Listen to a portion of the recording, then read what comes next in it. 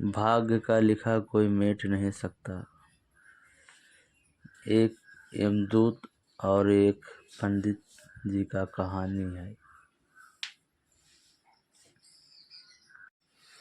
पंडित जी जा रहे थे, बहुत समय पहले की बात है। पंडित जी जा रहे थे अपने मित्र से मिलने। उनके गांव से बहुत दूर था उनका मित्र का गांव। जाते जाते रास्ते में एक आदमी मिला। पंडित जी सोचने लगे, चलो एक आदमी तो कम से कम साथ में मिल गया, हमारा सफ़र जल्दी कट जाएगा। चलते चलते चलते चलते जब शाम होने को आया तो जो साथ में आदमी था उसने बोला, पंडित जी आप चलो रास्ते से, हम ये गांव में कुछ काम है, हम उस काम को निपटा कर आते हैं आपके पास। अब वो आदमी गांव में गया जब, तो उस गांव में आग लग गया। तो पंडित जी को खबर लगा कि भाई इस गांव में आग लग गया है। तो वो जो आदमी गया था फिर वो आगे जाकर चौराहे पर मिला। उसके बाद फिर चलते चलते चलते चलते शाम हो गई। शाम हो गई तो पंडित जी बोले, शाम हो गया, चलो यहीं पर सोते हैं, रात हो गई, आज सुबह चलेंगे उठकर। मित्र का गांव दूर है, क्या करें, यहीं पर कुछ खाना पानी खा कर सोते हैं। और घर से ही पंडित जी अपना खाना पानी लेके चले थे। उसके बाद में मित्र ने बोला, जो साथ में था, कि पंडित जी आप यहाँ खाओ पियो आराम करो, हम इस गांव में होकर अभी आते हैं, अब किसी का कुछ सामान देना लेना है, दे के आते हैं। हम पंडित जी के साथ में जो आदमी था वो गांव में गया जब, तो वहाँ पता चला किसी आदमी को एक भैंसे ने मार दिया। फिर रात को खबर आया किसी आदमी ने मार दिया। फिर पंडित जी को कुछ शक आया कि ये कौन आदमी है। तो पंडित जी उससे पूछा, आपका नाम क्या है? तो बताया, मेरा नाम महाकाल है। पंडित जी को कुछ अटपटा सा नाम लगा, कुछ शक होने लगा कि कुछ गड़बड़ लग रहा है, कौन आदमी है कौन नहीं है। महाकाल नाम तो हमने सुना नहीं है कभी। अब महाकाल नाम का है आदमी कौन है, कैसा है, क्या नहीं है। भाई ज्ञान होता है पंडित लोग को। पंडित लोग सोचने लगे। उसके बाद में सुबह हुआ, फिर चलने लगे साथ में। फिर जो आदमी था पंडित जी के नाम साथ में, जिसका नाम था महाकाल, उसने बोला, पंडित जी आप चलिए आगे, हमें इस गांव में है, किसी से मिलना है, मिल के आते। फिर वो महाकाल ने गया गांव में, तो पता चला, अब पंडित जी आगे नहीं बढ़ रहे, वहाँ खड़ा हो गए। पंडित कह रहे हैं, आज क्या देख लेते हैं कैसे क्या ये करते हैं, क्या धरते हैं। फिर गया वो महाकाल गांव में, तो पता चला किसी को सांप काट लिया। फिर वो अपना काम करके आ गए महाकाल। फिर पंडित जी पूछने लगे कि आप सत्य सत्य बताओ कौन हो, आपका नाम महाकाल है, हो आखिर में कौन, असलियत बताइए। फिर उन्होंने बताया कि मैं एक यमदूत हूँ, अब मेरा यही काम है, यमराज जी जहाँ भेजते हैं वहाँ मैं जाता हूँ। जिसका मृत्यु पूरा हो जाता है वहाँ जाकर मैं अपना काम पूरा करके आता हूँ। फिर पंडित जी सोचने लगे, ये तो सचमुच लग रहा है। अच्छा लाओ मैं अपने मित्र के बारे में पूछता हूँ, मित्र से जा रहा हूँ मिलने। तो पंडित जी पूछे, ये बताइए कि मैं जा रहा हूँ अपने मित्र से मिलने, हमारा मित्र का मृत्यु कैसे है, कब होगी? तो यमराज जी ने बताए कि आपका मित्र का जो मृत्यु है वो आपके कारण होगा। फिर पंडित जी सोचने लगे, मेरे कारण होगा, अब मैं जा रहा हूँ मिलने ही, कैसे क्या करूँ कि हम मित्र का कारण न बने, कि हमारे मित्र का मृत्यु हो जाए मेरे कारण। फिर उसके बाद में पंडित जी सोचे कि चलो हम यहाँ से रिटर्न चले जाते हैं अपने घर। और उधर से उनका मित्र आ रहा था कि चलो हम अपने मित्र के घर जाके मिल आते हैं अपने मित्र से। तो ये मन के बात जो है महाकाल जान गए थे पंडित जी का, कि पंडित जी क्या सोच रहे हैं, क्या नहीं सोच रहे हैं। फिर महाकाल ने बताए भी कि पंडित जो आप सोच रहे हैं वो सब मैं जान रहा हूँ, जो ये मैं कह रहा हूँ ये सत्य है, आपके कारण ही आपका मित्र का मृत्यु होगा। फिर उसके बाद में पंडित जी नहीं माने, बोले कि चलो मैं अपने गांव चलता हूँ, अपने मित्र का हम मृत्यु का कारण क्यों बने। और जैसे वो मुड़े अपने गांव की तरफ, और उधर से मृत्यु और उनका मित्र आ रहा था। तो देखा जब पंडित जी को रिटर्न जाते हुए, तो मित्र सोचा क्या बात है, रिटर्न हो जा रहे हैं। और उनका मित्र बचपन का मित्र था और बूढ़ा हो चुका था। अब मित्र ऐसा था बेचारा कि गूंगा था, अब विकलांग था, उतना तेज चल नहीं सकता था। लेकिन जब देखा पंडित जी को वापस जाते हुए, तो मित्र और जोड़ जोड़ से अपने जितना शरीर में ताकत था सब लगा कर चलना चालू कर दिया, दौड़ते दौड़ते, रगड़ते रगड़ते किसी तरह। और जैसे वहाँ से हिम्मत करके दौड़ते दौड़ते आया इनके पास, पंडित जी के पास, तैसे बेचारे का उसका मृत्यु हो गया, दौड़ा पड़ गया। उसके बाद पंडित जी देखे, पंडित जी का तो हालत खराब हो गया देखकर कि जो कहा था यमराज वो तो बात सत्य निकला, अब क्या होगा। हाँ, किसी तरह अपना मित्र का बंदोबस्त करवाए। उसके बाद वहाँ से फिर चले, फिर पूछे महाकाल से, आप ये बताइए, हमारे मित्र का तो बताएं ऐसा ऐसा मृत्यु हो गया, अब हमारा मृत्यु कैसे होगा।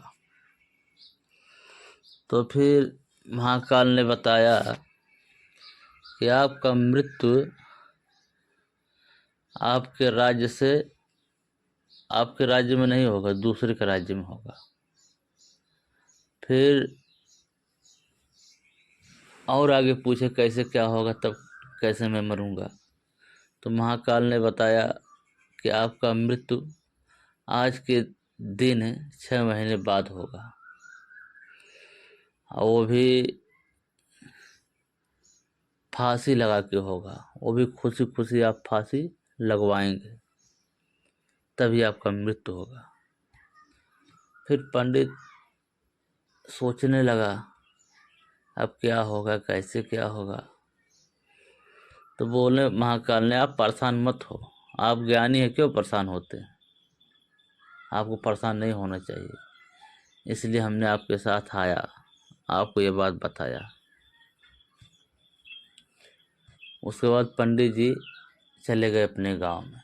गांव में गए तो राजा का जो एरिया था, राजा के पास गए, बोले राजा जी ऐसे ऐसे बात है, हमें यमदूत आके बताया है, ऐसा कुछ उपाय बताइए कि ताकि हमारा मृत्यु ना हो, हम बच जाए। तो बोले कैसे क्या होगा, कैसे क्या करूँ, आप ही बताइए। बोले आप राजा, आप ही बताइए, आपके पास सब उपाय है। तो राजा जी अपना सभा में जो मंत्रीगण थे सबको बुलाए, कैसे ऐसे बात है, इसका हल निकाला जाए।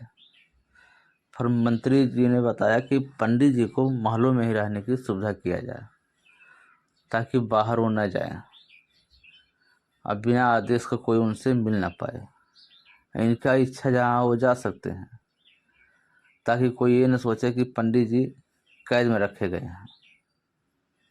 पहले ब्राह्मणों की बहुत इज्जत होता था इसलिए। और माना जाए कि पंडित जी से कोई मिल न पाए बिना राजा के हुक्म से। बोले ठीक है।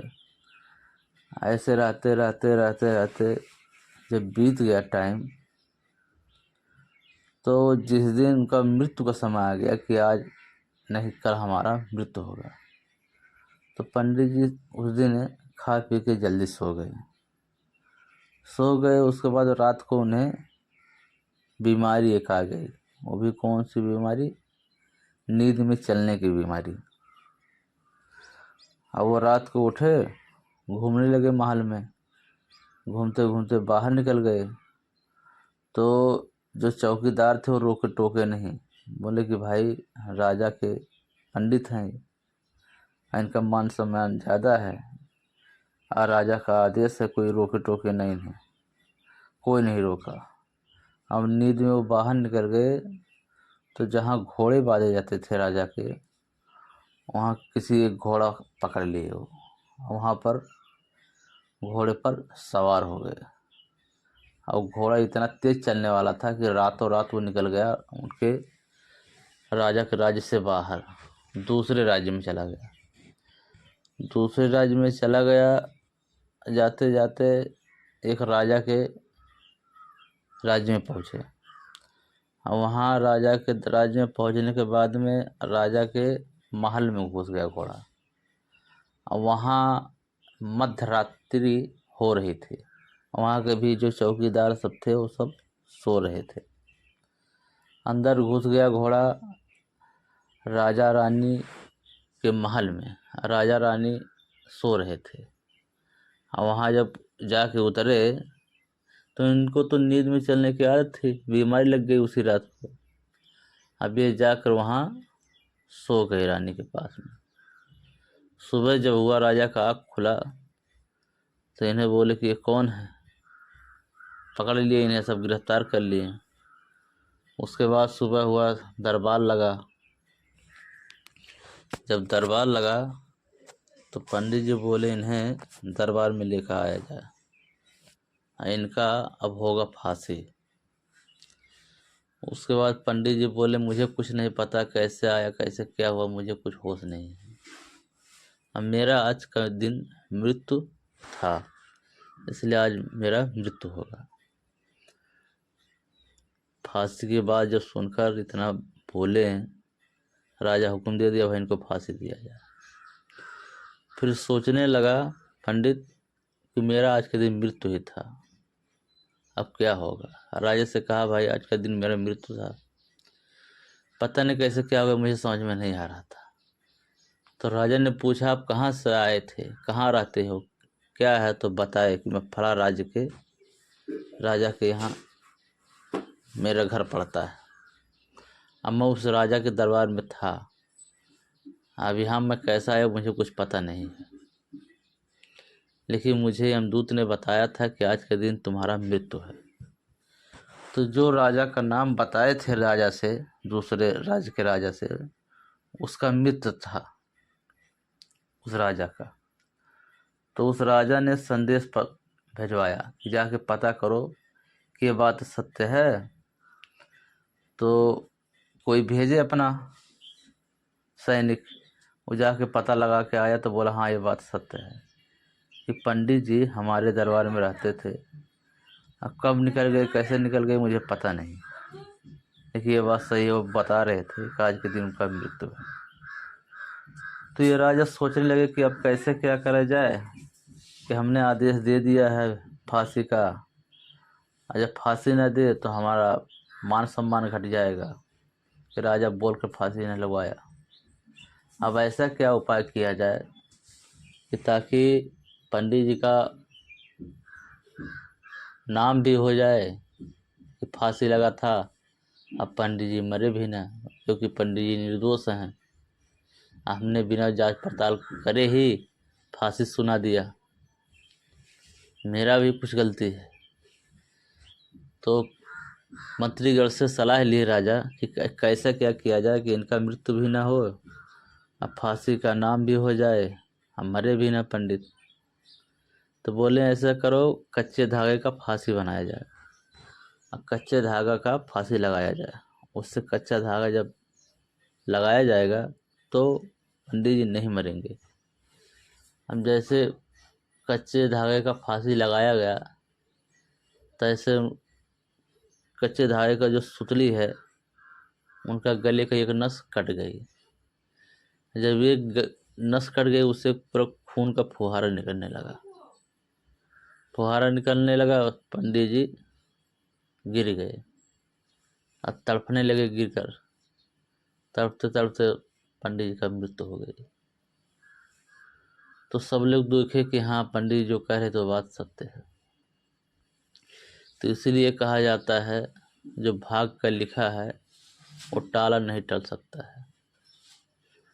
आपको वीडियो अगर पसंद आया हो तो लाइक सब्सक्राइब जरूर करिए।